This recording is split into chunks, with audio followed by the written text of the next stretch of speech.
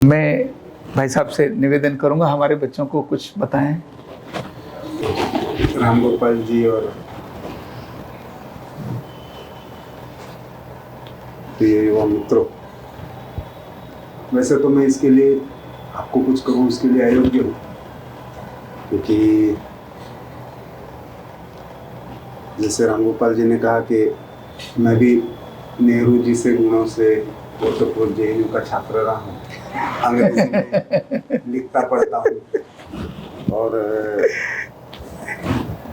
इस कारण से यदि अपने शास्त्रों की भाषा में कहे तो मैं अविद्या का छात्र रहा।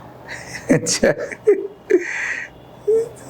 लेकिन एक बात जो समझ में आती है कि कल ही मैं परसों मैसूर में था तो एक छात्र मिला।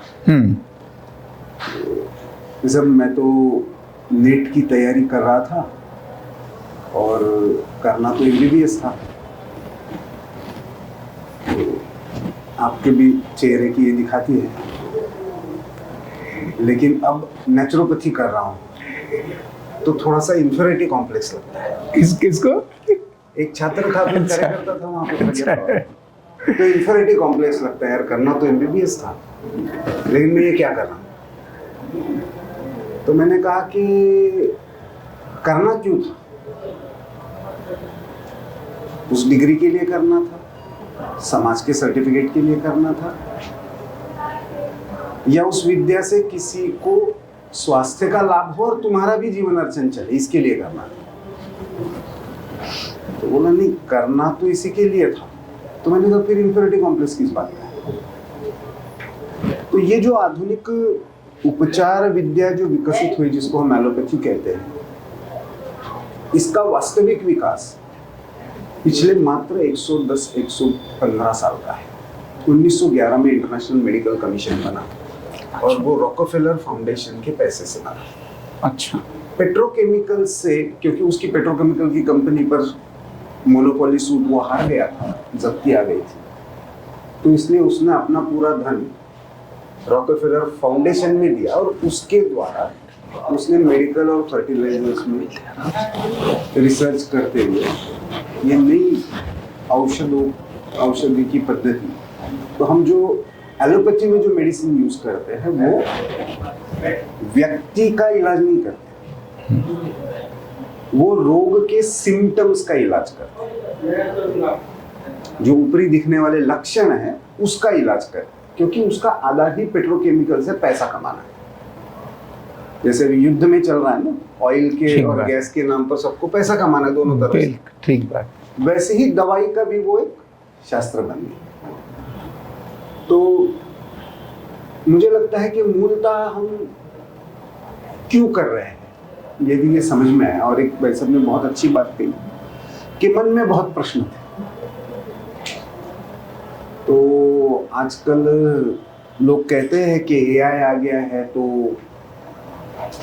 बहुत लोगों के रोजगार चले जाएंगे, बहुत मानवीय कार्य जो आज होते हैं, आज प्रोग्रामिंग भी एआई के द्वारा होने लगेगा, वेबसाइट भी एआई के द्वारा बनने लगेगी, फिर इंसान क्या करेगा। तो मैंने कहा कि दो लोग हैं जिनके काम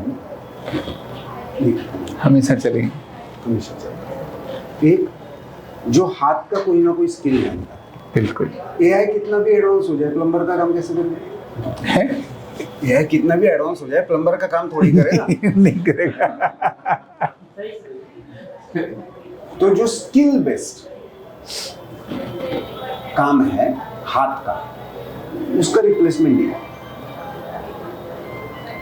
और दूसरा, जिसको मानवीय जीवन के अस्तित्व के बारे में प्रश्न है, उसका खत्म नहीं होगा। ठीक बात। एआई उसको प्रॉम्प्ट कहता है, हम उसको उपनिषद कहते थे। गुरु के पास बैठकर गुरु जो कह रहा है उसको पहले आत्मसात करना, स्मरण करना, उसको मेमोराइज करना, पठन कहते थे उसको। फिर उस पठन पर अपना चिंतन करना कि यार मैंने जो पढ़ा है, जैसे अभी उन्होंने मैं भी वही महामृत्युंजय मंत्र पढ़ता हूं, ये भी वही महामृत्युंजय पढ़ती है, आप भी वही पढ़ते हो, लेकिन मैंने भी कभी सुगंधिम पुष्टिवर्धनम का स्वास्थ्य की दृष्टि से विचार नहीं किया था। क्यों? क्योंकि चिंतन की प्रक्रिया चल पड़ी गुरु के साथ रहते रहते, और उस चिंतन में से जब गुरु को प्रश्न पूछने लगते हैं तो उसमें से जिसको एआई प्रॉम्प्ट कहता है, और सही प्रॉम्प्ट है तो वो सही उत्तर देगा। तो गीता अर्जुन को ही सुनाई, धर्मराज तो युधिष्ठिर थे, उनको सुनानी चाहिए थी, लेकिन अर्जुन को सही समय पर सही चिंतन के आधार पर अपने मन के प्रश्नों को आर्टिकुलेट करना आता था, क्योंकि वो चिंतन की प्रक्रिया भगवान से दोस्ती कर ली थी। तो आप सब लोगों से तो निवेदन यही करूंगा कि आप इस चिकित्सा पद्धति में हो तो जो अभी मूल उद्देश्य जो बताए कि जीवन में धर्म का अर्थ क्या है,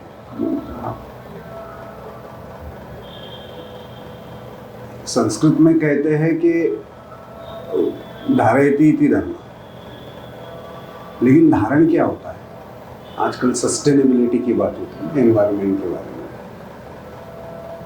तो बेसिकली जो सस्टेन करता है, जो संतुलन के द्वारा स्थैर्य स्थापित करता है, असंतुलन होना ये निश्चित है, ये तो मतलब सृष्टि का नियम है, लेकिन उसमें स्थिरता बनाए रखते हुए पृथ्वी का चलन तो चलता है, लेकिन उसमें भी एक स्थिरता, उस गति में भी स्थिरता है।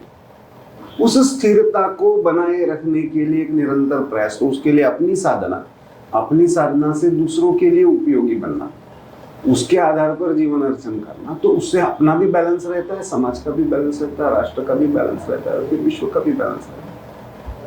तो ये स्किल भी प्राप्त कीजिए, सही मानसिकता के साथ कीजिए, और सही प्रश्न पूछने का चिंतन की प्रक्रिया से अपनी वृत्ति को बढ़ाइए भी। तो अच्छा उत्तर लिखने वाला भारत में अच्छा स्टूडेंट नहीं रहता है, अच्छा प्रश्न पूछने वाला अच्छा स्टूडेंट है। तो अभी तो इतना ही कहूँगा कि अच्छा प्रश्न पूछने वाले बनिए, तो सारे बदलावों पर मात करके अपने जीवन को भी संतुलित करेंगे, दूसरों का जीवन संतुलित करने में भी सहायक होंगे। उसी के लिए प्रार्थना करते हैं। बहुत बहुत धन्यवाद। बहुत बहुत धन्यवाद। न्यूरोथेरेपी का कंप्लीट कोर्स सीखने के लिए जुड़िए हमारे ऑनलाइन ट्रेनिंग प्रोग्राम से और जानिए करीब 100 बीमारियों का इलाज बिना दवा और बिना मशीन के। इस न्यूरोथेरेपी ऑनलाइन ट्रेनिंग प्रोग्राम से आप घर बैठे बन सकते हैं गवर्नमेंट सर्टिफाइड न्यूरोथेरेपिस्ट। रजिस्ट्रेशन के लिए नीचे दिए गए नंबर पर अभी कॉल करें, और हाँ, हमारे वीडियो को लाइक करना, शेयर करना और चैनल को सब्सक्राइब करना बिल्कुल भी ना भूलें। धन्यवाद।